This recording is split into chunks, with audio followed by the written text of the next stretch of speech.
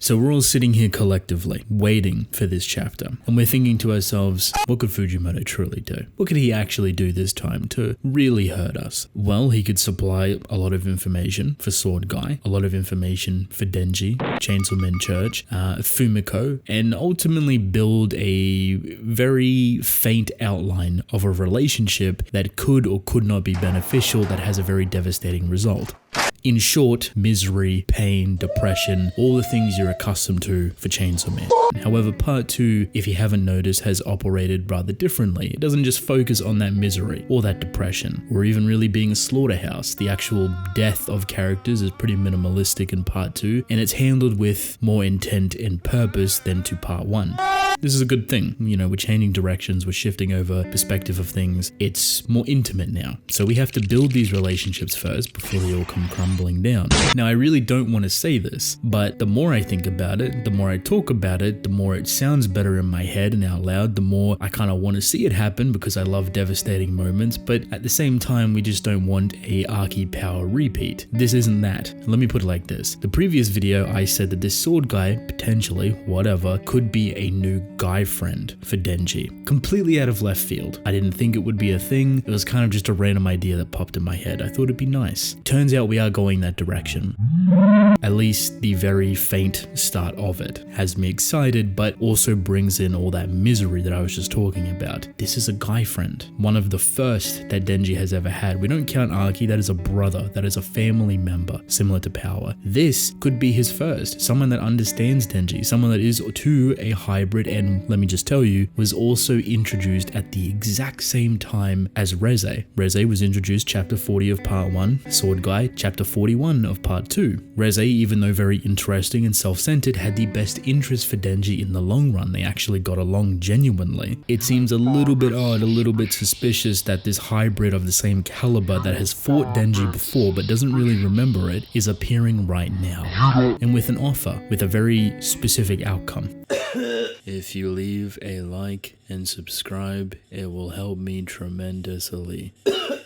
He wants Denji to join the Chainsaw Man Church. He's trying to be very convincing, which is kind of funny to me because he's offering Denji a position that's pretty high. I don't know how that really makes sense because the Chainsaw Man Church is based and inspired by Chainsaw Man. You would think he would be the leader of it, but technically no. So Denji would be an underling working for himself that's based on him. It's kind of funny. The way Sword Guy tries to convince Denji, however, seems somewhat genuine. Like, oddly enough, there seems to be pure intention, and it's hard to navigate that idea clearly, but he just comes with a lot of self-identity, very personal. And if you were ever trying to lie to someone, putting yourself out there, your personal thoughts and feelings seems a little bit redundant. The moral of all of this guy seems, funny enough, genuine, at least for now, which is a little bit eerie. The information that he supplies us about the Chainsaw Man Church, it seems very private. I don't think a lot of people should know this.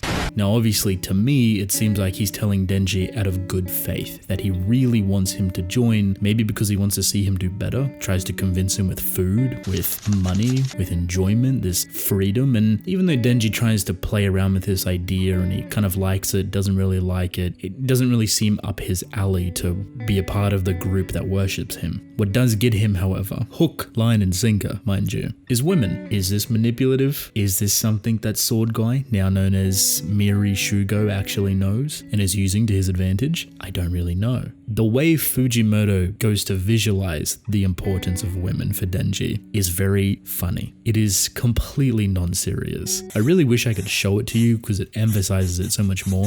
Shugo walks away. Sword Guy opens a door and walks away. And as that door is closing, Denji, who is being a chair at this point, right? Because Fumiko, public safety girl, is sitting on top of him for this whole conversation. She's just there vibing, listening. We'll come back to her. You don't see it, but he takes off, lightning speed, lickety-split, teleports basically in front of Shugo down the stairs and is waiting there. This is right after he mentions women. It's the last thing that Shugo says. Denji has the audacity to say that he's given what Shugo has said a lot of thought. It has quite literally been 4 seconds, 4 whole seconds. Shugo is just surprised that somehow he's opened and closed the door, walked down the stairs, and Denji is quite literally in front of him already, going as far as asking him if he teleported. I don't think you should take this seriously. I don't think Fujimoto himself is taking this seriously. It's just a kind of a quirky, funny moment to show, I guess, kind of the desperation of Denji. What really kind of interests me, however, is when you watch Shugo walk away, he seems very annoyed, very upset. And to me, it just screams personal. Like, this is something that he's very passionate about. He genuinely enjoys being around Denji, wants the best for him, because to him, Denji is his savior. So Shugo now goes to Denji's school. He also considers Denji the person that freed him from Makima's control. However, when they talk about the fight between Makima, the weapons, and then Denji, they talk about it in a way that they don't really know, which makes sense. Shugo was under control, but Denji was not himself. Technically, at that time, Pochita was the one in control. And with the very little we know about hybrids, and at least with Pochita and Denji being fused as one, that whole time, the full armor Chainsaw Man form technically is Pochita, but it's driving through Denji's instinct. So now we officially know, but we always kind of thought it, that Denji has no memory or recollection of that full armor Chainsaw Man form. He may physically feel it, but memory-wise, no. So they can't really see eye to eye there. What this does, however, is that it jumps back to Shugo's personality, him being very intimate, expressing himself openly, coming off as a genuine person, which I appreciate. I think this is the perfect time for Denji to make a friend, especially a male one, which I don't mean to point it out that way, but I think it's very important. Denji has seemingly always struggled with men within his life, even though he hasn't really had the opportunity to befriend a lot of them. You would think at school that might have become a bit more comfortable, but seemingly not. Shugo seems like this brother, sometimes even little brother, sometimes even older brother, this kind of perfect in-between balance of someone that appreciates Denji and Chainsaw Man and those actions, but someone that can play into both sides of appreciation. The problem with Denji currently is that people worship Chainsaw Man and not him, but if Shugo can separate that difference, like even though Denji says, it wasn't me, it was Pochita, Shugo can still look at Denji as the person that he's kind of grateful for, and he claims it to be that way, which might have a bigger long-lasting effect on Denji than you would naturally think, which is why I think they would make pretty good friends. Buddy buddies. They're also hybrids, and we're playing more into that hybrid weapon nature. Where did they come from? Why was the name erased? Were they originally built and designed by the horsemen or more powerful devils? Were they intentionally to be used as more slaves? Maybe that was the name that was erased. Unfortunately, you can see the dark, depressing picture luring around the corner. If a majority of the weapons are currently underneath the Chainsaw Man church, and Denji's trying to be a part of that, do you see the issue? Do you see the problem? Fami is now housing some of, if not the most powerful devils on this planet. Not only can she control primal fears, she is also rounding up all the weaponry used from what we know so far by all the horsemen. And there's only one horseman that we know of that is currently within that group, Asa and Yoru.